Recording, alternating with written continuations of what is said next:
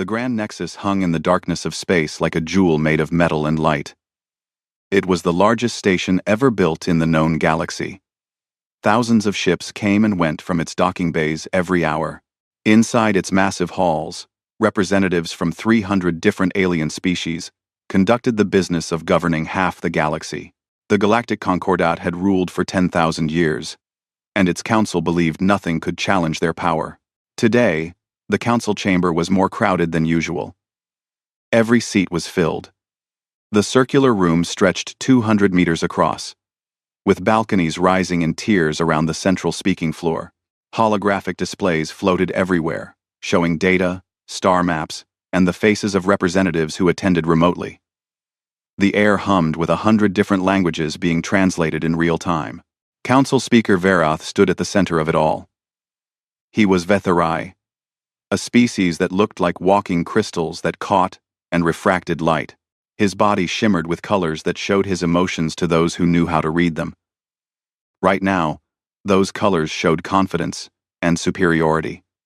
He raised one crystalline hand, and the chamber fell silent. "We gather today to address a problem that has grown too large to ignore," Verath announced. His voice was translated into every language simultaneously.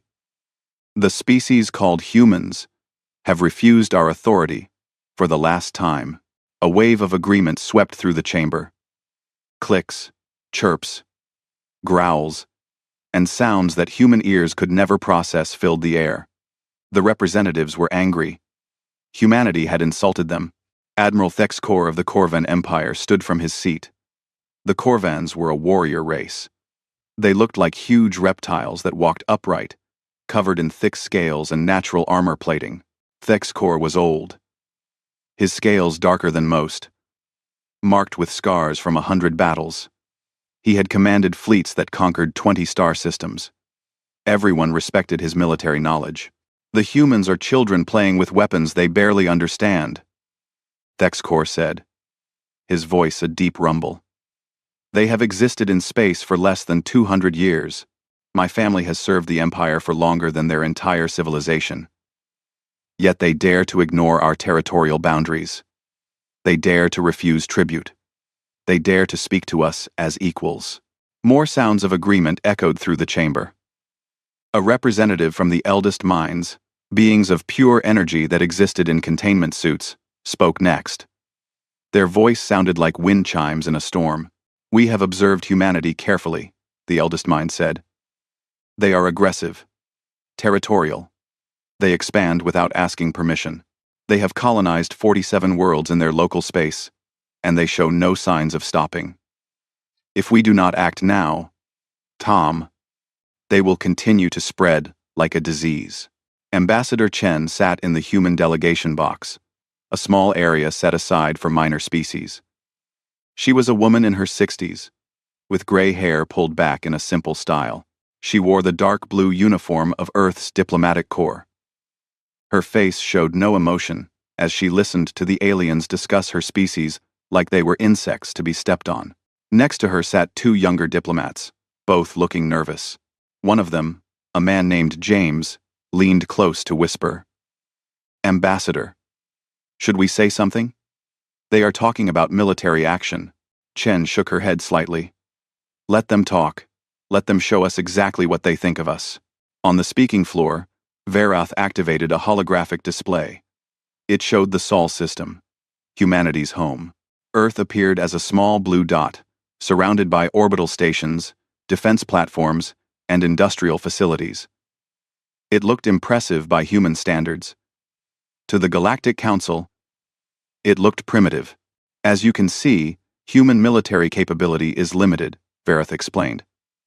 "They have approximately 300 warships, most of which are converted cargo vessels with weapons attached. Their largest ship is barely 400 meters long. By comparison, Admiral Thexkor's flagship is over 2 kilometers in length and carries enough firepower to crack a planet's crust." The hologram changed to show human weapons firing. Kinetic rounds, missiles, and primitive energy weapons flashed across the display. To the assembled aliens, it looked like children throwing rocks. They use chemical propulsion for many of their systems, a scientific advisor noted with amusement. They still rely on nuclear fusion for power generation. Their faster-than-light drives are crude and inefficient. By our estimates, they are at least 200 years behind the galactic standard in every category. Laughter rippled through the chamber. Not the friendly kind. The kind that said these beings thought they were so far above humanity that the comparison was insulting. Thexcor stepped forward again. I propose we send a punitive fleet to the Sol system. Not to destroy them completely, that would be wasteful, but to teach them their place. We will destroy their outer colonies. We will cripple their industrial capacity. We will force them to bow before the Council and accept proper governance. How many ships do you recommend? Vareth asked. 300 warships should be sufficient, Thexcor said. More than enough to overwhelm their defenses. We will broadcast surrender demands. If they comply, we will install a council governor and monitoring stations. If they resist, we will bombard their military installations until they have no choice but to surrender. A vote was called. The holographic displays showed the tally as it came in. Green lights for yes. Red lights for no. The chamber filled with green. 300 civilizations voted to authorize military action against humanity. Only 7 abstained. None voted no. Ambassador Chen finally stood. Her 2 junior diplomats looked at her with wide eyes. Speaking now, after the vote, seemed pointless. But Chen walked calmly to the speaking floor. Vareth looked annoyed but allowed her to approach. The Council recognizes Ambassador Chen of Earth, Vareth announced with barely concealed contempt. Chen looked around the chamber slowly. She made eye contact with as many representatives as she could. When she spoke, her voice was calm and clear. For 5 years, I have stood in this chamber and asked for fair treatment. I have requested open trade negotiations. I have sought mutual defense agreements. I have offered to share our culture, our art, our music. Every time, you have dismissed us. You have called us primitive. You have laughed at our achievements. You have treated us like we are nothing. She paused, letting her words settle in the chamber. Today, you voted to attack our homes, to kill our people, to enslave our civilization under your rule. You believe this will be easy. You believe we cannot stop you. Vareth's colors shifted to show impatience. Is there a point to this speech, Ambassador? The vote is complete. The fleet will launch within the day. John St. Chen smiled. It was not a happy smile. It was the smile of someone who knew a secret that others did not. I am giving you one final warning, she said. You have no idea what you are waking up. You have no idea who we really are. You look at our ships and see primitive weapons. You look at our worlds and see weak defenses. You are making the greatest mistake in your civilization's history. The chamber erupted in laughter. Not polite chuckles. Full, mocking laughter. Some representatives actually stood to laugh more loudly. They could not believe the audacity of this human woman, representing a species barely out of its own solar system, threatening the Galactic Council. Thexcor's laugh was the loudest. His deep voice boomed across the chamber. Your threats are amusing, human. When my fleet reaches Earth, I will remember your words. Perhaps I will keep you alive just so you can witness your species learning humility. Chen's smile never wavered. I won't need to witness anything, Admiral. You will be the one learning. And you will remember this moment. You will remember that you were warned. Amen. She turned and walked back to her delegation box. James leaned close again. Ambassador, what do we do now? Now? Chen said quietly, sitting down and folding her hands in her lap. Now we watch. Now we wait. Now we let them discover exactly what happens when you threaten humanity's home. On the speaking floor, Vareth was already organizing the logistics. The 300 ships would gather at Staging Point Gamma, a neutral system 2 weeks' travel from Sol. From there, they would make the final jump into human space. Thexcor would command the operation personally. It would be a show of force that humanity would never forget. The representatives filed out of the chamber, already celebrating their victory. Some discussed what resources they would claim from human space after the conquest. Others talked about which human worlds would make good vacation destinations once they were properly civilized. All of them were confident. Only a few noticed that Ambassador Chen was still smiling as she left. In the human delegation office, a small room tucked away in a forgotten corner of the Grand Nexus, Chen sealed the door behind her staff. She walked to a secure communication terminal and entered a long encryption code. The screen flickered to life, showing the seal of the United Earth Space Command. Ambassador Chen, authentication confirmed. A voice said from the speaker. Execute Protocol Midnight Sun, Chen said calmly. They took the bait. The fleet is forming exactly as predicted. 300 ships, commanded by Admiral Thex Kor of the Korvan Empire. They will stage at Gamma and then jump to Sol. There was a pause on the other end. Then, a woman's voice, cold and precise, responded. Confirmed, Ambassador. Admiral Vasquez sends her regards. The Ghost Fleet is in position. We will be ready to welcome our guests. Chen allowed herself a real smile now. Tell the Admiral to make it memorable. Let them see what happens when you underestimate humanity. Let them learn that we are not the prey they think we are. Message acknowledged. Earth. Command out. The screen went dark. Chen sat in the quiet office for a long moment. Her junior diplomats stared at her with confused expressions. They had no idea what Protocol Midnight Sun meant. They had never heard of the Ghost Fleet. They did not know the secrets that Earth had been keeping from the galaxy. What happens now, Ambassador? James finally asked. Chen stood and poured herself a drink from a small cabinet. Human whiskey, saved for special occasions. She raised the glass in a toast to the empty air. Now, James, we give them exactly what they asked for. They wanted to see humanity's true nature. They wanted to test our strength. They wanted to teach us our place in the galaxy. She took a sip of the whiskey. Instead, we are going to teach them a lesson they will never forget. We are going to show them what 300 years of human warfare evolution looks like when applied to a galactic scale. Outside the office, the Grand Nexus continued its daily business. Ships came and went. Aliens conducted trade and politics. The great machine of galactic civilization turned as it always had, confident in its power and permanence. None of them knew that in the darkness between stars, 8 massive warships hung in perfect silence. Cloaked, waiting, watching. Each one larger than anything the Galactic Council had ever built. Each one carrying enough firepower to end civilizations. Each one crewed by humans who had trained their entire lives for this moment. The trap was set. The prey was coming. And humanity was about to show the galaxy that they had drastically, fatally, underestimated who the real predators were. Admiral Thex Kor stood on the bridge of his flagship, the Times Dominant Fang Asterisk, and watched with satisfaction as the fleet assembled around him. 300 warships hung in the darkness of space at Staging Point Gamma, each one a masterpiece of Galactic Council engineering. Battle cruisers, destroyers, carriers, and support vessels formed a perfect military formation that stretched for thousands of kilometers. This was power.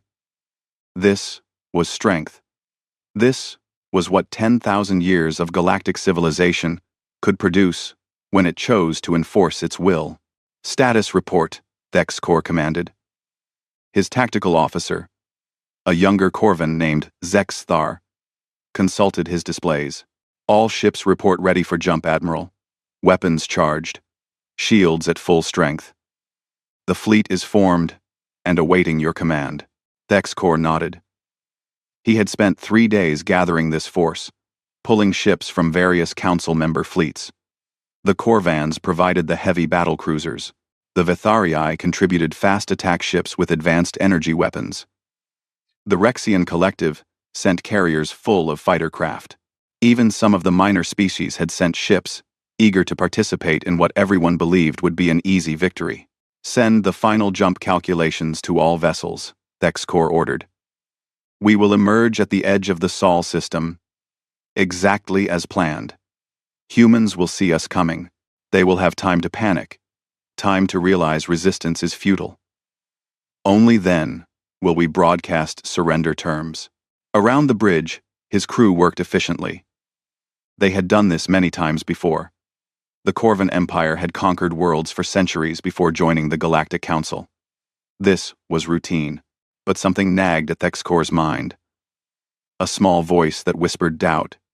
He remembered Ambassador Chen's face, her smile, her absolute confidence even as she stood before 300 civilizations that voted to crush her people. Warriors knew confidence when they saw it. Chen had not been bluffing, or putting on a brave face. She had genuinely believed what she said. Thexkor shook his head, dismissing the thought. Humans were young, inexperienced. They knew nothing of real warfare on a galactic scale. Chen's confidence was just ignorance. She would learn. Admiral, we are receiving a priority message from Grand Nexus, his communications officer announced. Speaker Verath wishes to address you before the fleet jumps. A hologram materialized in front of Thexkor. Verath's crystalline form shimmered with colors of anticipation and eagerness. Admiral Thexkor, the Council wanted to wish you success in this mission. Make it quick. Make it decisive. Show these humans what happens when a primitive species defies galactic authority. It will be done, Speaker, Thexkor replied. Within 3 days, humanity will be kneeling before the Council. Excellent. Oh, and Admiral? Try to minimize casualties. They are more useful as laborers than corpses. Once they understand their place, they might contribute something valuable to galactic civilization. The hologram faded. Thexkor turned back to his displays. 3 days. That was generous. He expected the operation to take less than 1. All ships report ready, Admiral, Zexthar announced. Then let us end this farce. All ships, jump on my mark. 3, 2, 1. Mark. The stars twisted. Space folded. 300 warships disappeared from staging point Gamma and reappeared at the edge of the Sol system. 14 billion kilometers from Earth's sun. Immediately, sensors across the fleet began scanning. Thexkor watched the data populate his tactical display. There was Sol, the human's yellow star. There were the planets, small dots on the screen. Jupiter, Saturn, the gas giants, Mars, Earth's red neighbor. And there, the third planet from the sun, was Earth itself. Contacts, the sensor officer called out. Multiple defense platforms detected. Orbital installations around the outer planets. They are old designs, mostly automated. Any sign of their fleet? Thexkor asked. Negative, Admiral. We are detecting power signatures from various stations, but no large ship formations. Scanning deeper into the system now. This puzzled Thexkor. When an enemy fleet appeared at your doorstep, you responded with every available warship. You formed defensive positions. You prepared to fight. The humans were doing none of this. Perhaps they fled deeper into the system, Zexthar suggested, cowering behind their planet. Or, perhaps they are surrendering without a fight, another officer offered. They see our numbers, and no resistance is impossible. Thexkor was not convinced. Something felt wrong, but he pushed the feeling aside and gave the next order. All ships, advance into the system. Combat speed. Target and destroy those defense platforms as we pass. Let humanity watch their defenses fall one by one. The fleet moved forward like a metal tide. The human defense platforms opened fire as the Council ships came into range. Missiles streaked through space. Kinetic rounds flashed, but the platforms were old, automated, predictable. The Council fleet's point defense systems swatted the attacks aside like insects. Energy beams lanced out from the Council ships. And one by one, the human platforms exploded in brilliant flashes of light. Platforms destroyed, Admiral, the weapons officer reported. No casualties to our fleet. Minimal shield impacts. The fleet continued deeper into the system. They passed Neptune's orbit, then Uranus, then Saturn. Still no sign of the human fleet. "This is too easy," Thexcor muttered. "Sir? Where are their ships? Even if they plan to surrender, they would position their fleet somewhere we could see it. Show some pride. This is wrong. Maybe their fleet is hiding behind one of the planets?" someone suggested. "Our sensors would detect them," the sensor officer said confidently. "We are using active scanning across the entire system. Nothing larger than a civilian transport is showing up." But something bothered the sensor officer too. He ran diagnostic checks on his equipment. Everything was working perfectly. Yet he had a strange feeling. Like something was watching them. Like eyes were on them from the darkness. "Continue scanning," Thexcor ordered. "Double-check everything. Humans may be primitive, but Ambassador Chen was too confident. She knew something. The fleet crossed Jupiter's orbit. They were now in the inner system, approaching Mars. Earth was just beyond. A journey of a few more hours at their current speed. Far above and below the ecliptic plane where planets orbited. In the cold darkness where no ships normally traveled, 8 massive objects hung in perfect silence. They had been there for weeks. Waiting, watching, recording every movement the Council fleet made. These were not civilian ships. They were not converted cargo haulers with weapons bolted on. These were purpose-built instruments of war, designed by a species that had spent 300 years perfecting the art of killing. The UESC Times Reckoning Times was the largest of them. She measured 2.8 kilometers from bow to stern. Her hull was not made of simple metals, but of composite materials that absorbed and deflected energy. Her skin was studded with hundreds of weapon ports, each one capable of firing rounds that could crack a moon. Her reactors produced enough power to supply a small city, and every watt of that power could be directed into weapons or shields or engines that could accelerate the massive ship like a fighter craft. On the Times Reckoning's Times Bridge, Admiral Elena Vasquez watched the tactical display with cold, calculating eyes. She was 52 years old, with short, dark hair going gray at the temples. Her uniform was spotless. Her posture was perfect. She had commanded ships for 30 years, and before that, she had been a fighter pilot. She knew space combat the way a musician knew their instrument. "The Council fleet has destroyed the automated platforms," her tactical officer reported. Lieutenant Commander Park was young but brilliant. He had graduated top of his class from the Mars Naval Academy. "They are proceeding toward Mars orbit exactly as predicted."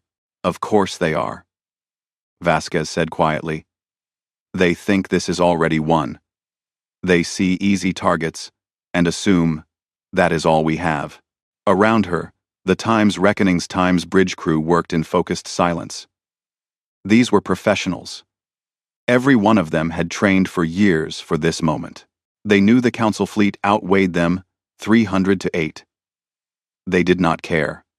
They had confidence in their ship, their training, and their commander. "Status of Ghost Fleet?" Vasquez asked. "All ships report ready, Admiral," Commander Sarah Chen replied.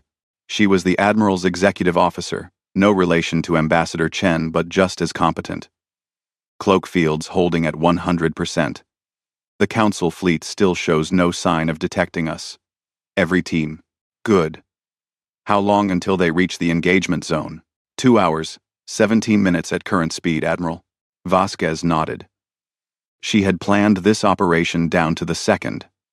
The engagement zone was a specific area of space around Mars, where the Ghost Fleet could decloak in perfect encirclement of the enemy, where every advantage would belong to humanity. She activated a communication channel that connected her to the other 7 dreadnought captains. Their faces appeared on her display. Captain Rodriguez, of the Times. Vengeance. Asterisk. Captain Okonkwo, of the Times. Defiant asterisk. Captain Tanaka, of the Times. Relentless asterisk. Captain O'Brien, of the Times. Indomitable asterisk.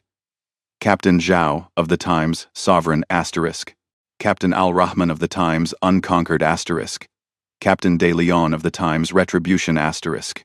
7 ships, 7 captains. Each one a veteran of dozens of operations. Each one ready to show the galaxy what human warfare really looked like.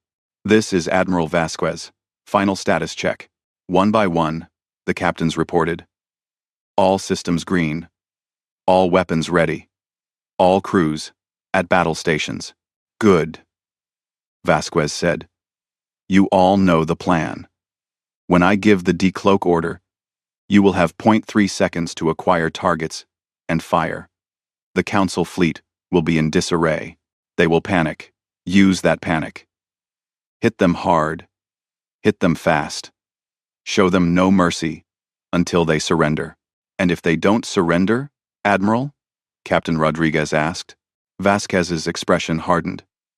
Then we show them what happens when you threaten Earth. We send them a message written in fire and destruction that the galaxy will never forget. We make absolutely certain that no one ever makes the mistake of underestimating humanity again. The captains nodded. The communication ended. Vasquez turned back to her main display, watching the Council fleet advance like lambs to slaughter. Admiral, Lieutenant Park said hesitantly. Permission to speak freely? Granted. They outnumber us almost 40 to 1. Even with our technology advantage, those are terrible odds. Vasquez looked at the young officer. She understood his concern. On paper, this was suicide. 8 ships against 300. But Park did not understand what she understood. What every human military officer learned in their training. Lieutenant, let me tell you about humanity, Vasquez said. For thousands of years, we fought each other, nation against nation, army against army. We developed weapons that could end all life on our planet. We built strategies and tactics refined across centuries of brutal warfare. We learned how to win against overwhelming odds because our survival depended on it. She gestured to the display showing the Council fleet. Those ships out there? They were built by civilizations that have been at peace for centuries. They fight minor skirmishes and police actions. They follow doctrine that has not changed in 1,000 years. They have forgotten what real war looks like. Vasquez's smile was cold and predatory. We never forgot. We took everything we learned from human history, every battle, every strategy, every hard lesson purchased with blood, and we applied it to space warfare. These ships are not just technology. They are weapons wielded by a species that has never stopped being warriors. Today, the galaxy learns what that means. Park nodded slowly, understanding dawning in his eyes. Now, Vasquez said, turning back to her display. Let us show them. All ships, maintain cloak. Wait for my signal. When we decloak, we give them exactly 5 seconds to realize they made a terrible mistake. Then we introduce the Galactic Council to human warfare. The Times, Reckoning Times, and her sister ships hung in the darkness, invisible and waiting. Their reactors hummed with barely restrained power. Their weapons were charged and ready. Their crews were focused and determined. The Council fleet continued forward, unaware that they were not hunters approaching prey. They were prey being herded into a trap by apex predators they never saw coming. Admiral Thexkor stood with his hands clasped behind his back, watching Mars grow larger on the main view screen. The red planet hung in space like a giant rust-colored sphere. He could see human colonies dotted across its surface, domed cities where thousands of humans lived. Soon those cities would receive council governors. The humans would learn to serve their betters. Sir, we have reached optimal position, Zexthar reported. Mars orbit achieved. All ships are in formation. We are ready to broadcast the surrender demand. Thexkor nodded with satisfaction. The fleet had arranged itself in a victory formation around Mars. It was a traditional council display of power. Ships arranged in perfect geometric patterns that demonstrated military precision and overwhelming force. From the surface of Mars, humans would look up and see 300 warships surrounding their planet. They would know resistance was futile. Open a channel to Earth, Thexkor commanded. All frequencies. I want every human with a radio to hear this. The communications officer worked his console. Channel open, Admiral. Broadcasting on all frequencies. Thexkor drew himself up to his full height. This was a moment he would remember forever. The day humanity learned humility. People of Earth, this is Admiral Thexkor of the Corvan Empire, commanding the Galactic Council fleet. Your civilization has defied Council authority for the last time. Your refusal to accept galactic law ends today. You are surrounded. You are outmatched. You are defeated. He paused, letting his words sink in across 13 planets and hundreds of orbital stations.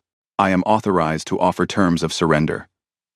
Power down your military installations. Recall your ships to Earth orbit and disarm them. Prepare to receive Council governors who will guide your species toward proper civilization. If you comply immediately, casualties will be minimal.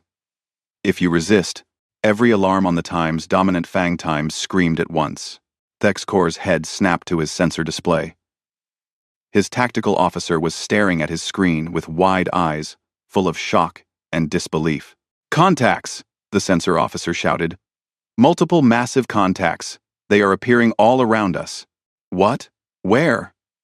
Thexkor demanded. Everywhere, sir. Above us, below us, on all sides. They just appeared from nowhere. 8 massive signatures. On the view screen, space itself seemed to shimmer and tear. Reality twisted. And then, they were there. 8 ships. Each one enormous. Each one bristling with weapons. Each one painted in the dark gray and blue colors of the United Earth Space Command. They had materialized in a perfect sphere around the Council fleet, encircling the 300 ships like a cage. The largest ship hung directly above the Time's dominant Fang asterisk, close enough that Thexkor could see details on its hull. He stared up at it with dawning horror. It dwarfed his flagship. The Time's dominant Fang Times was 2 kilometers long, and he had always thought it was massive. This human ship was nearly 3 kilometers from bow to stern, and twice as wide. Its hull was covered in angular plates that absorbed light rather than reflecting it. Weapon ports dotted its surface like the eyes of a spider. Along its side, in letters 5 meters tall, was painted its name. Shields up. All weapons. Target those ships. Thexkor roared. But even as his crew scrambled to respond, a voice cut across every communication channel in the Council fleet. A human voice. Female. Cold as the void of space. Council fleet. This is Admiral Elena Vasquez of the United Earth Space Command. You came to our home. You threatened our people. You believed we were weak. Thexkor watched his tactical display light up with targeting solutions. His ships were trying to lock weapons onto the human dreadnoughts. But the human ships were moving. Despite their enormous size, they maneuvered like fighters. They shifted position with impossible agility, placing themselves in overlapping fields of fire that covered every angle of approach. You made assumptions based on what you could see, Vasquez continued. You looked at our civilian fleet and thought that was all we had. You underestimated us. That was your first mistake. Coming here was your second. Open fire, Thexkor commanded. All ships, fire at will. 300 warships opened fire simultaneously. Energy beams lanced through space. Missiles streaked from launch tubes. Plasma bolts flashed across the darkness. The amount of firepower directed at the 8 human ships would have been enough to glass a planet. The human shields lit up like small suns as the barrage struck them. Colors rippled across invisible barriers as energy was absorbed and dispersed. For a moment, Thexkor felt hope. No shields could withstand that much firepower. Then the light faded. The human shields held. All 8 ships were undamaged. Impossible, Zexthar whispered. Your weapons are impressive, Vasquez's voice said. There was almost amusement in her tone. By your standards. Allow me to show you what human weapons look like. The Time's reckoning times fired. Railguns mounted along its spine unleashed a barrage of solid projectiles, accelerated to a significant fraction of light speed. These were not the slow kinetic rounds the Council had seen from human defense platforms. These were penetrator rounds made of tungsten and depleted uranium, each one massing several tons, moving so fast they turned space hot around them. They struck a Vitharii attack cruiser that had positioned itself in front of the Times Reckoning Asterisk. The cruiser's shields flared and collapsed in milliseconds. The rounds punched through the hull like it was paper. They went in one side and out the other, leaving glowing holes 5 meters wide. Secondary explosions rippled along the cruiser's length. Its power core went critical. The ship exploded in a flash of light that briefly rivaled Mars itself. Then all 8 human dreadnoughts opened fire.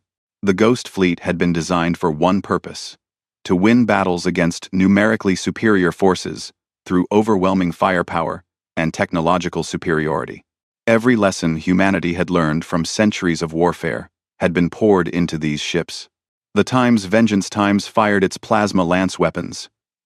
Streams of superheated matter, contained in magnetic bottles and accelerated to incredible velocities, reached out and touched 3 Council destroyers. Their shields lasted less than a second. The plasma burned through hulls, vaporizing armor, melting bulkheads, cooking everything inside. The Times, Defiant Times, launched quantum torpedoes.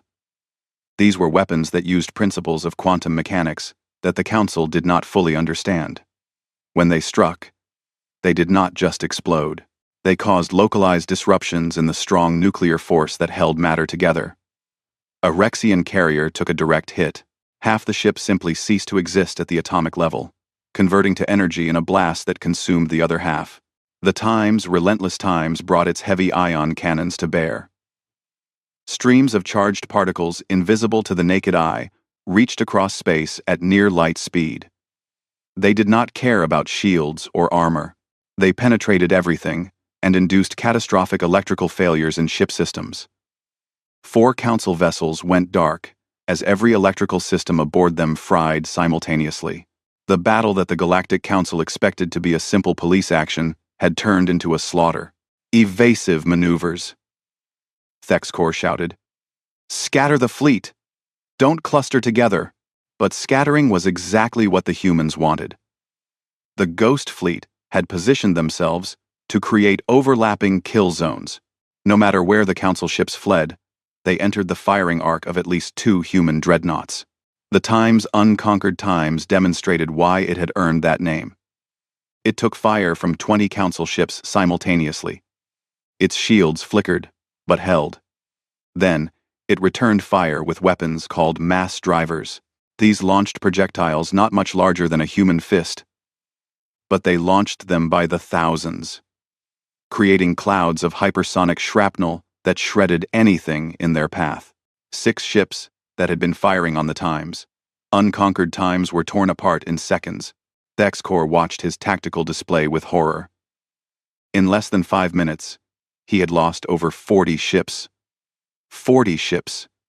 And the humans had not lost a single vessel. Their shields were holding against everything the Council threw at them. Sir, we need to retreat, Zexthar said urgently. We cannot win this battle. We outnumber them, Thexcor roared. 300 ships against 8. We have to. The Times Dominant Fang Times shook violently. Alarms blared. The main lights went out, replaced by emergency red lighting. We have been hit, someone shouted. Multiple impacts, shields at 40%. Thexcor looked up at the view screen. The Times, Reckoning Times, loomed there, its weapon ports glowing with deadly light. As he watched, another barrage of railgun rounds streaked out. His ship rocked again. He grabbed onto his command chair to avoid being thrown to the deck. Shields at 15%. Hull breaches on decks 7 through 12. We have casualties. This was impossible. This could not be happening. The Corvan Empire had conquered worlds. He had commanded victorious fleets for decades. How were these humans, these children barely out of their home system, destroying his forces? Another Council battlecruiser exploded. Then, 2 more. The human ships moved through the battle space like predators among prey. They chose targets methodically. They did not waste shots. Every time they fired, Council ships died. All ships, form up on my position, Thexcor commanded. Concentrate fire on the nearest human vessel. If we focus our firepower Admiral, the times sovereign path times is gone, and the times eternal might asterisk. And the times glorious dawn asterisk. 3 more capital ships. Gone. Just like that. The times reckoning times moved closer to the times dominant fang asterisk. Vasquez's voice came over the comm again. Admiral Thex Corps, I am going to give you a choice. Surrender now. And I will allow your surviving ships to leave. Continue fighting. And I will destroy every single vessel in your fleet. You have 10 seconds to decide. Thex Corps' claws dug into his command chair. Surrender? To humans? The shame would be unbearable. He would rather die. But he looked at his tactical display. 74 ships destroyed. 74 ships in less than 15 minutes. His fleet was not fighting a battle. It was being systematically exterminated. He thought of his crew. Thousands of Corvans aboard this ship alone. Tens of thousands across the fleet. They were warriors, yes. But this was not a fair fight. This was execution. Admiral, we have incoming, the sensor officer screamed. The times, reckoning times, is firing again. The main railgun rounds struck the times, dominant fang times, directly in the engine section. The shields, already weakened, collapsed entirely. The rounds punched through the hull and into the main reactor containment. Alarms wailed as the reactor began an emergency shutdown to prevent a core breach. We have lost primary power. Engines offline. Weapons offline. We are dead in space. Thex Corps felt his pride crumble. He was beaten. Completely. Utterly beaten. By a species he had thought was primitive. Signal the fleet, he said quietly. Cease fire. We surrender. Zexthar stared at him. Sir? Do it, Thex Corps roared. Signal our surrender before she kills everyone. The message went out across all council frequencies. The word that no Corvan admiral had spoken in 300 years. Surrender. One by one, the remaining council ships powered down their weapons. They sat in space, surrounded by debris and bodies and the shattered remains of over 100 warships. The human dreadnoughts held their fire but maintained targeting locks on every surviving vessel. Vasquez's voice came across the comm one more time. Cease fire. All human ships, maintain targeting solutions but hold fire. The shooting stopped. The sudden silence was deafening. Atmosphere vented from breached hulls. Emergency beacons wailed from escape pods. Council fleet, you will remain in position, Vasquez ordered. You will not move. You will not power up weapons. You will not attempt to flee. Any ship that tries to leave will be destroyed. Is that understood? Any ship. Understood, Thex Corps said, his voice hollow. He looked at his bridge crew. They were staring at their displays in shock. They had left staging point Gamma confident and victorious. They would return home defeated and humiliated. If they returned home at all, on the bridge of the times, reckoning asterisk. Admiral Vasquez allowed herself a small smile of satisfaction. The battle had gone exactly as planned.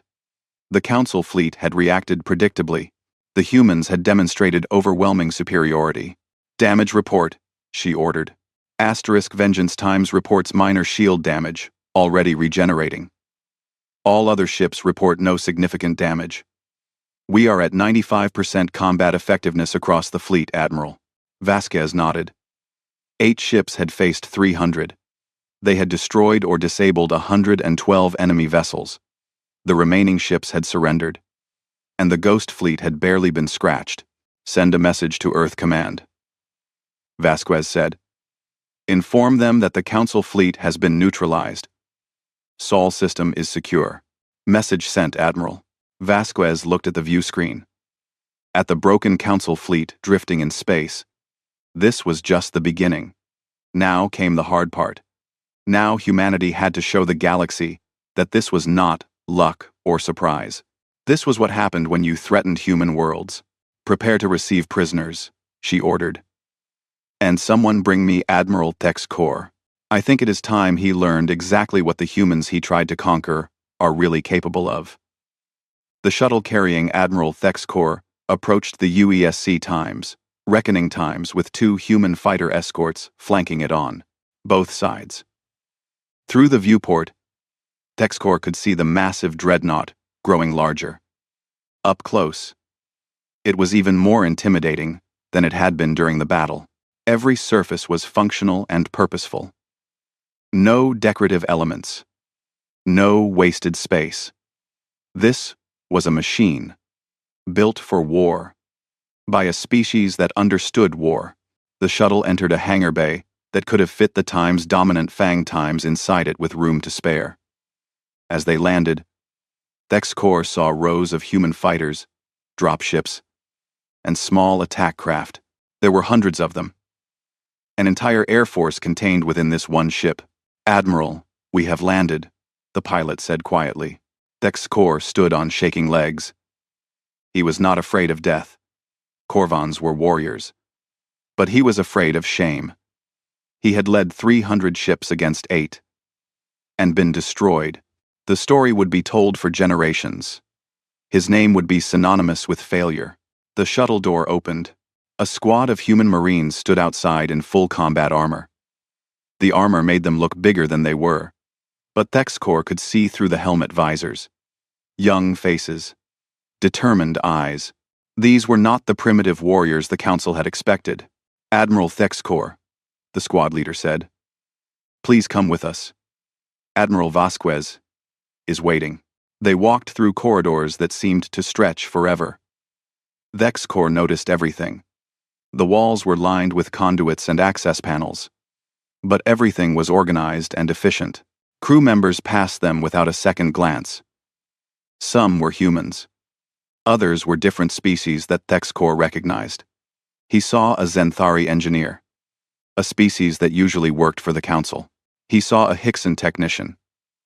They wore human uniforms and worked alongside human crew as equals. "You allow aliens on your warships?" Texcor asked. The Marine leader glanced back.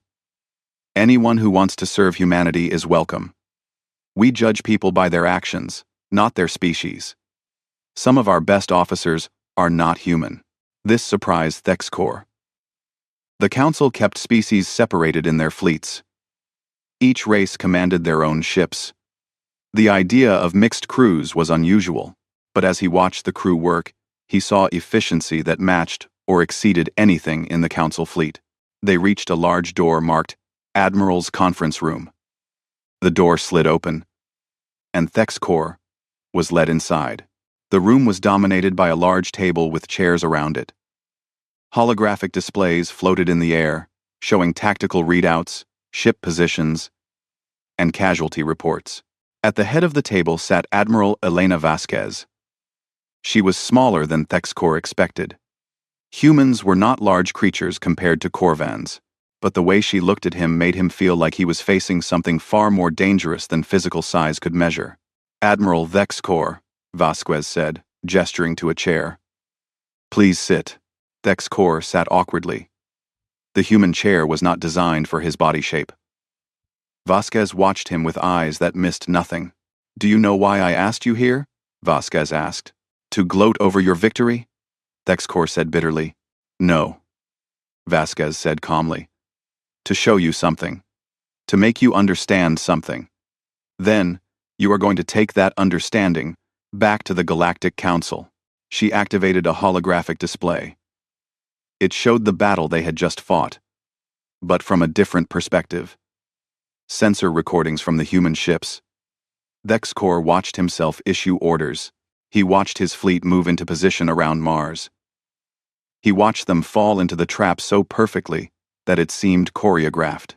"We knew you were coming," Vasquez said. "We knew when you would arrive, how many ships you would bring, and where you would position yourself. We have been monitoring Council communications for years.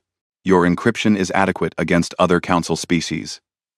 It is pathetic against human intelligence services." Texcor felt his scales prickle with embarrassment. They had been watched. The whole operation had been transparent to the humans. Vasquez changed the display. Now it showed construction yards. Massive facilities in space where ships were being built. Thousands of workers and construction drones assembled hull plates and installed weapons. Thexcor saw dozens of dreadnoughts in various stages of completion. "What you fought today was not our military," Vasquez said. "It was our defense fleet. 8 ships assigned to protect the Sol system. We have 40 more dreadnoughts deployed across human space. We have 100 more under construction. And we have shipyards that can produce them faster than you can destroy them." She changed the display again. This time it showed what looked like a massive ring structure being built in deep space. "This is Shipyard Omega. When it is complete in 2 years, it will be capable of producing 5 dreadnoughts simultaneously. We are building 3 more facilities like it." Thexcor stared at the images. This was impossible. The Council had intelligence reports on human military capability. Nothing had suggested this level of production or technology. "How?" he asked.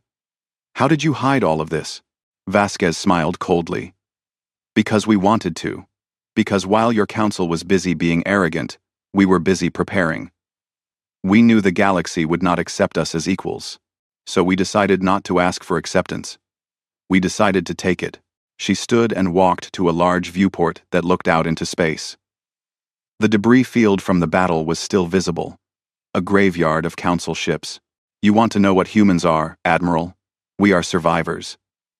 For millions of years, we evolved on a planet that tried to kill us. Predators hunted us. Diseases infected us. We fought each other in wars that killed millions. And we learned. Every generation learned from the last. We developed weapons. We developed strategies. We became the apex predators of our world." Vasquez turned to face him. "Then we went into space. And we met you. The Galactic Council. Hundreds of species that have known peace for centuries. Species that forgot what real warfare looks like. You thought we were primitive because our ships looked old. You thought we were weak because we did not have your energy weapons.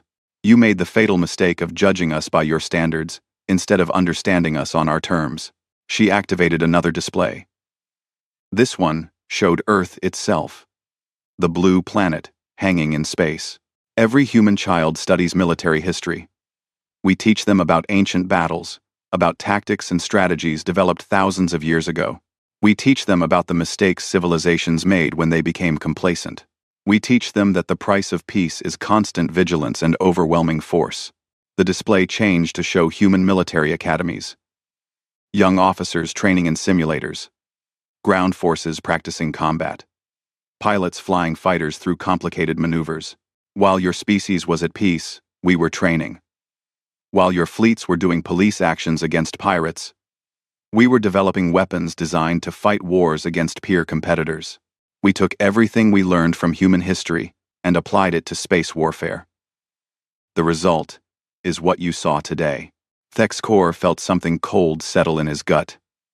He was beginning to understand. The humans were not lucky. They were not surprisingly advanced. They were a warrior species that had been preparing for this exact scenario for centuries. "You cannot defeat the entire galaxy," Thexcor said, but his voice lacked conviction. Vasquez laughed. It was not a pleasant sound. "The entire galaxy will not unite against us. The Council is not a unified entity. It is hundreds of species with competing interests, held together by tradition and fear of change. Half of them hate each other. The only thing keeping them together is the belief that the current system works." She walked back to the table and placed both hands on it, leaning forward to stare directly into Thexcor's eyes. "We are going to break that belief. You are going to help us." "I will not betray the Council," Thexcor said with as much dignity as he could manage. "You already have," Vasquez said. "By losing.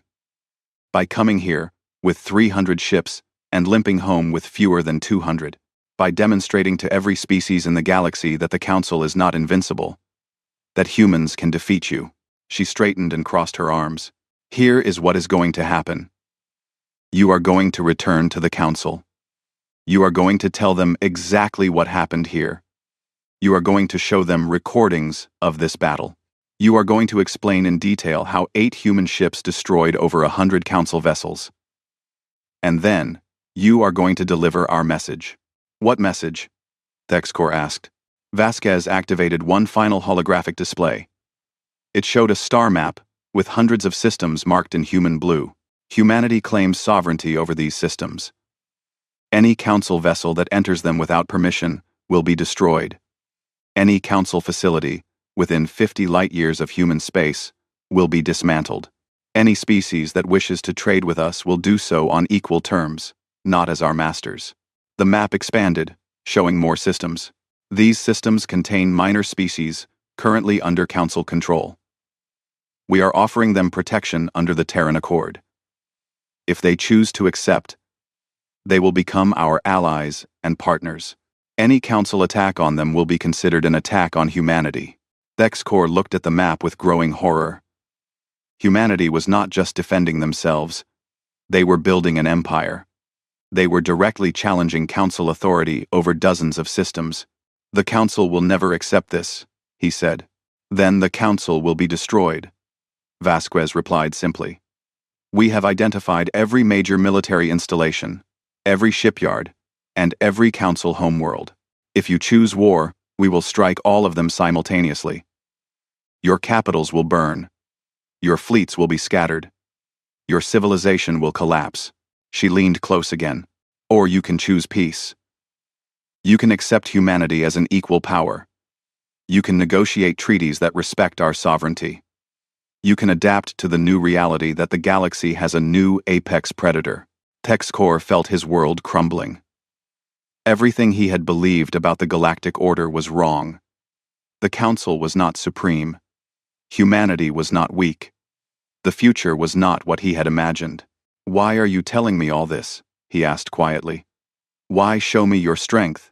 Because we don't want to fight the entire galaxy, Vasquez said, and for the first time, her voice softened slightly. We would win. But the cost would be high for everyone. Billions would die. Civilizations would fall. We are offering a better path. Cooperation instead of domination. Trade instead of tribute. Mutual respect instead of forced submission. She walked to the door, and it slid open. You have 3 days to repair your ships and treat your wounded. Then you will leave Sol System and return to the Council. You will tell them everything you have seen here. You will deliver our terms, and you will make them understand that the age of Council supremacy is over. Thexcor stood slowly. His legs felt weak. His mind was reeling with everything he had learned. And if the Council refuses? He asked. Vasquez's expression turned cold again. Hard. Dangerous. Then we will show them that the 8 ships you fought today were just the warning. The real human warfleet numbers over 2,000 vessels. And Admiral, we don't lose. 2 Marines appeared to escort Thexcor back to his shuttle. As he walked through the corridors of the Times, reckoning asterisk, he saw more of the human crew. Engineers maintaining weapons systems. Doctors treating wounded from his own fleet. Soldiers training in a gymnasium. Every face showed determination and confidence. These were not the primitive species the Council had thought they were.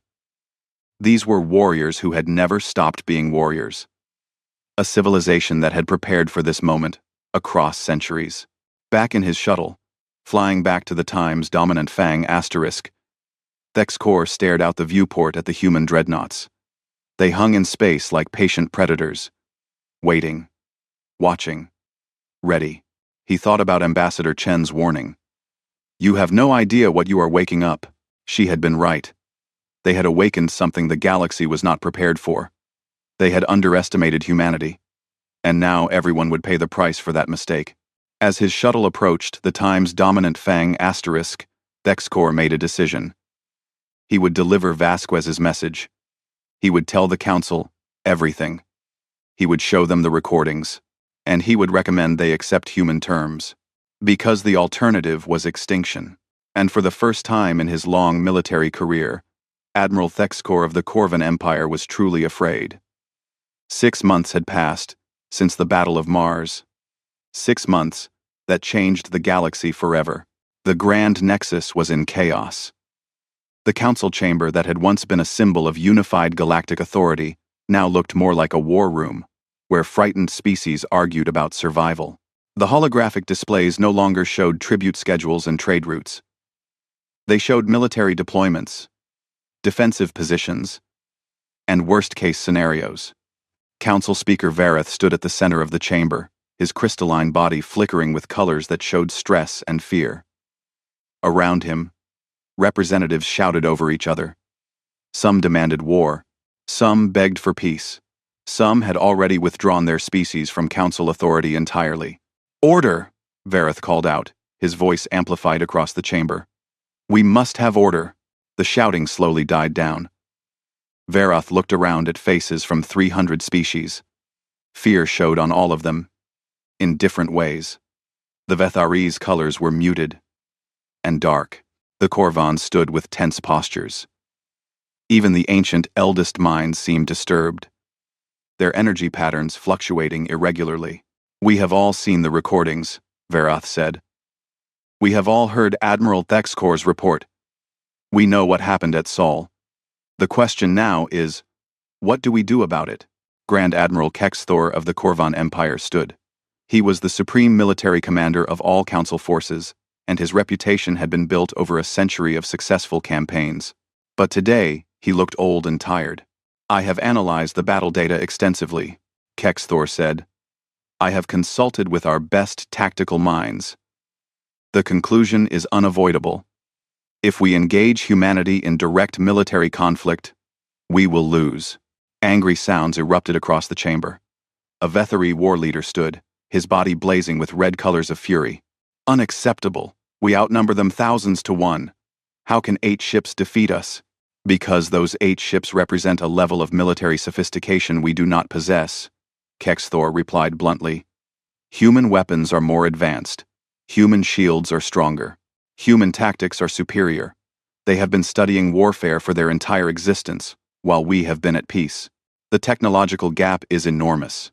He activated a holographic display showing comparative data. Human weapons efficiency, shield strength, ship maneuverability. Every metric showed human superiority. But more importantly, Kexthor continued, they have been preparing for this exact scenario. They built their military in secret. They developed weapons specifically designed to counter our strengths. They trained for decades to fight us. While we thought they were primitive, they were becoming the most dangerous military force in the galaxy. "Then we gather every ship from every member species," another representative suggested. "We assemble a fleet of 10,000 vessels. They cannot stand against that. Minus. Alam, less minus. Less minus." Kexthor shook his head. "According to intelligence we have gathered, humanity currently operates 47 dreadnoughts of the same class that attacked Admiral Thexkor. They have over 2,000 smaller capital ships. They have defense networks around every human world that would shred any attacking fleet. And they are building more ships faster than we can mobilize." He paused, letting that sink in. "But the real problem is not their current fleet. The real problem is their production capacity. Human shipyards can produce warships at a rate that exceeds our entire military-industrial complex. If we went to war today, even if we won the first battle, they would replace their losses faster than we could. It would be a war of attrition that we would eventually lose." Silence fell over the chamber. This was not what they wanted to hear, but the data was undeniable. "Then what do you propose?" Vareth asked quietly. "We accept their terms," Kexthor said. "We recognize human sovereignty over their claimed systems. We establish formal diplomatic relations. We negotiate trade agreements as equals, and we pray they are satisfied with that." "Never," the Vethari war leader shouted. "We do not negotiate with primitives." "They are not primitives," a new voice said. Ambassador Chen walked onto the speaking floor. She had been given full diplomatic status after the battle, no longer relegated to the minor species box. "They are the most advanced military civilization in the galaxy, and you made them that way." She looked around the chamber. "You forced humanity to become what they are. You refused to treat us as equals. You demanded submission. You threatened our worlds. You gave us no choice but to prepare for war. And now you are shocked that we prepared well. You deceived us," Vareth said accusingly. You hid your true capabilities. You never asked? Chen replied simply. You assumed. You made judgments based on what you wanted to believe, rather than what was true. That is not deception. That is your own arrogance blinding you. She activated her own holographic display. It showed a map of the galaxy with human space highlighted in blue. Surrounding it were dozens of systems marked in green. These are the minor species that have requested protection under the Terran Accord, Chen explained. Species that were tired of paying tribute to the Council. Species that wanted to develop their own civilizations without interference. In the 6 months since Mars, 43 species have joined the Accord. More request membership every week. The numbers were staggering. Nearly a sixth of all known spacefaring species had abandoned the Council for humanity's protection. You are stealing our subjects, a Council representative accused. We are offering them a choice, Chen corrected. Something the Council never did. Join us voluntarily as equals, or remain independent. We do not force anyone to submit.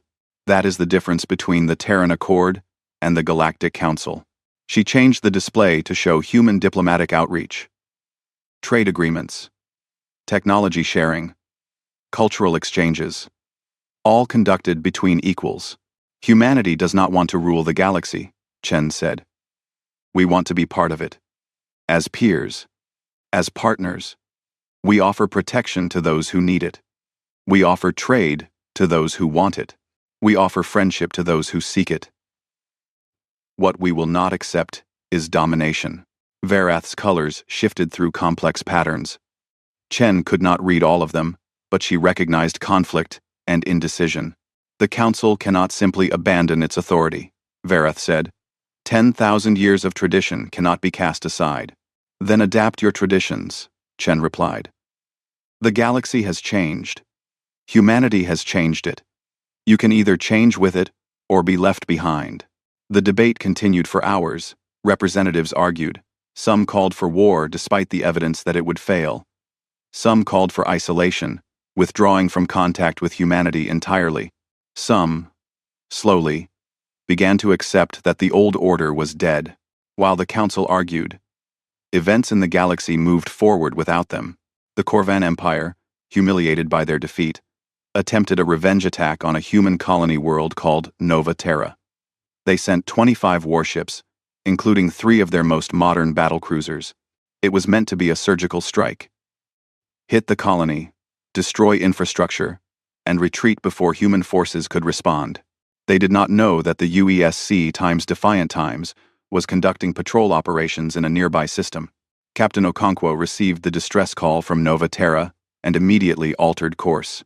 Her dreadnought crossed 3 light-years in less than an hour and arrived in the Nova Terra system just as the Corvan fleet began its bombardment. What followed was not a battle. It was a demonstration. The Times, Defiant Times, engaged all 25 Corvan ships simultaneously. Her weapons systems tracked and targeted every enemy vessel with precision that seemed impossible. She maneuvered through their formations like a dancer, always staying in positions where the Corvan ships blocked each other's firing solutions while she had clear shots at all of them. The engagement lasted 11 minutes. When it ended, all 25 Corvan ships were destroyed or disabled. The Times, Defiant Times, had sustained minor shield damage that regenerated within minutes. Nova Terra's population watched from the surface as a single human ship saved them from an entire fleet. The recording spread across the galaxy faster than light. Every species saw it. Every military analyst studied it. The message was clear. Even alone, human dreadnoughts were nearly invincible against conventional Council forces. The Corvan Empire formally withdrew from the Galactic Council 3 days later. They signed a non-aggression pact with humanity and requested to join the Terran Accord. The empire that had conquered 20 systems across centuries had been humbled in 6 months. Other species followed. Some because they feared human military might. Others because they were attracted to the Accord's promise of equality and voluntary association. The Council was hemorrhaging members. 2 months after Nova Terra, Ambassador Chen stood once again in the Council chamber. But this time, The atmosphere was different. The anger was gone. The arrogance was gone. What remained was resignation and pragmatic acceptance. The Galactic Council has deliberated, Vareth announced. His colors were muted and subdued. We have reached a decision regarding humanity's status. Chen stood calmly, showing no emotion. But inside, her heart raced. This was the moment that determined humanity's future in the galaxy. The Council formally recognizes the United Earth Space Command as a sovereign military power, Vareth continued. We recognize human territorial claims over the systems outlined in their proposal. We agree to establish formal diplomatic relations and negotiate trade agreements on equal terms. He paused, and his colors shifted to something that might have been shame. Furthermore, the Council acknowledges that our previous attempts to subjugate humanity were in error. We apologize for the loss of life and extend our respect to those who fell defending their homes. The chamber was silent. An apology from the Galactic Council was unprecedented. In 10,000 years, they had never acknowledged a mistake. Finally, Vareth said, the Council invites humanity to take a seat among us as a permanent member with full voting rights. No tribute will be required. No submission will be demanded. You will join us as equals. Chen allowed herself a small smile. This was more than humanity had dared to hope for 6 months ago. On behalf of Earth and all humanity, I accept the Council's invitation. We look forward to a future of cooperation and mutual respect. She walked to the speaking floor and took her place at the Council table. Not in a minor species box. Not as a petitioner. As an equal. 1 month later, Council Speaker Varath traveled to Earth to personally sign the Treaty of Geneva. It was a symbolic gesture, the most powerful representative of galactic civilization coming to humanity's homeworld to formalize their new relationship. The ceremony took place in the same room where humans had signed treaties ending their own wars centuries ago. Varath found that appropriate. Humanity had brought their talent for warfare to the stars, but they also understood peace. Admiral Elena Vasquez stood beside Ambassador Chen during the ceremony. She wore her full dress uniform, medals covering her chest. Varath noticed that Vasquez never smiled. She watched everything with calculating eyes, even during this moment of celebration. You do not trust us, Varath observed quietly as the diplomatic staff prepared documents for signing. Trust is earned, Vasquez replied. Right now, we have mutual respect, born from fear. You fear our weapons. We respect your civilization's age and knowledge. That is a foundation. Trust will take time. And if we betray that respect? Varath asked. Vasquez's expression hardened. Then you will discover that the ghost fleet you fought was our defensive force. Our offensive fleets are much, much larger. Varath's colors rippled with something that might have been dark amusement. You, humans, are fascinating. You speak of peace, while reminding us you can destroy us. Is this how all human diplomacy works? Yes, Chen interjected. We learned a long time ago that peace only works when backed by strength. We want to be your friends, Speaker Varath, but we will never again be anyone's subjects. The treaty was signed. Humanity officially became the newest permanent member of the Galactic Council. But everyone knew the truth.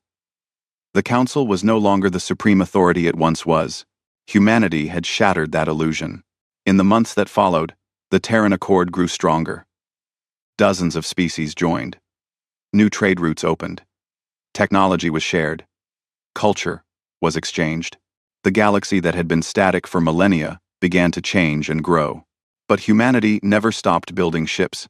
3 years after the Battle of Mars, the UESC fleet numbered over 3,000 dreadnoughts and 15,000 smaller vessels.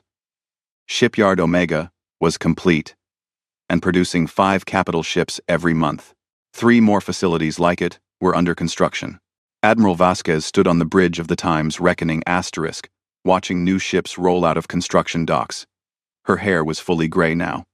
3 years of constant vigilance had aged her, but her eyes were still sharp, and her mind was still tactical. Admiral, we are receiving diplomatic reports from the frontier, Commander Chen reported. She had been promoted and now served as the Reckoning's Times executive officer permanently. The hegemony of far stars is making aggressive moves toward Accord member systems. The hegemony? Vasquez considered this. They were a powerful faction that existed beyond Council space. They had watched humanity's rise with suspicion. Are they threatening military action? Not yet. But their rhetoric is becoming hostile. They see the Accord as a threat to their sphere of influence. Vasquez nodded slowly. This was inevitable. Humanity had disrupted the Galactic Order. Not everyone would accept that peacefully. Prepare deployment orders for the Second Fleet, Vasquez commanded. 20 dreadnoughts, plus support vessels. Send them to the frontier. Make sure the hegemony can see them. 1. A show of force, Admiral? A reminder, Vasquez corrected. A reminder that the galaxy has changed. That humanity protects its allies. And that anyone who threatens us will face the same fate as the Council fleet at Mars. She turned to look out the viewport at the growing human armada. We are not conquerors, Vasquez said quietly. We are not seeking an empire. But we are also not weak. We are not prey. We are apex predators who have learned to coexist peacefully with others. As long as others respect that, there will be peace. And if they don't? Chen asked. Vasquez's smile was cold and dangerous. The smile of a predator that knew it was the most dangerous thing in the galaxy. Then we remind them why you should never, ever underestimate humanity. Far below, on Earth's surface, children looked up at the stars and dreamed of exploring them. They did not know about the battles their parents and grandparents had fought. They did not know about the terror the galaxy once felt at humanity's rise. They only knew that humanity was strong, that humanity was respected, that they could travel the stars without fear because human ships guarded every frontier. The age of Council supremacy was over. The age of human ascendancy had begun, and the galaxy would never be the same. In the Council chambers on the Grand Nexus, species that once demanded tribute now negotiated as equals. The Galactic Council still existed, but its nature had fundamentally changed. It was no longer a tool of domination. It had become a forum for cooperation, and in the center of it all, Ambassador Chen sat at the council table, a human among aliens, representing a species that had gone from being dismissed as primitives to being feared as the most powerful military force in known space. She often thought about that day 6 months before the battle, when she warned the council they had no idea what they were waking up. She had been right. They woke up a sleeping giant. A species that had been preparing for this moment across its entire history. Humanity had shown the galaxy what it truly meant to be the apex predator, and the galaxy had learned to respect that. Because in the end, strength was the only universal language, and humanity spoke it fluently.